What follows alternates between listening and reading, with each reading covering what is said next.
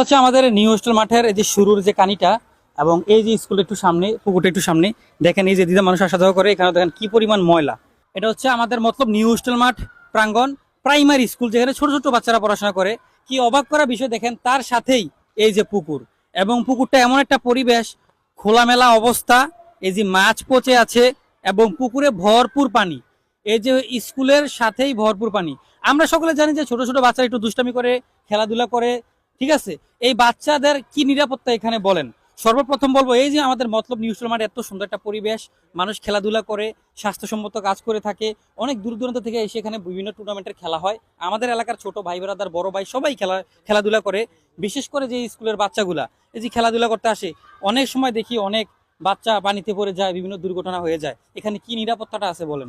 এবং এই যে খোলামেলা পুকুরটা, এই পুকুরটা অনেক নোংরা হয়ে আছেন। সর্বপ্রথম পুকুরটা পরিষ্কার করা। এখানে হাজার হাজার পোলাপান পড়াশোনা করে, তাদের ভবিষ্যৎ এখানে, কিন্তু তাদের ভবিষ্যতে, তাদের জীবনের নিরাপত্তাটা কি সেটার কথা ভেবে এখানে যদি একটা ওয়াল টেনে দেওয়া হয় তাও খুব ভালো হয়, পরিবেশটাও সুন্দর হয়। তো আমার কথা যদি যুক্তিসঙ্গত মনে হয় আপনাদের, যারা মতলববাসী আছেন, অবশ্যই কমেন্টসে আওয়াজ তুলবেন এবং আমার ভুল হয়ে থাকলে সেটাও বলবেন। আর যদি মনে হয় যে আমার কথা ঠিক আছে, তাহলে সবাই ভিডিওটা বেশি শেয়ার করে দিবেন। সবাই ভালো থাকবেন, সুস্থ থাকবেন, ধন্যবাদ।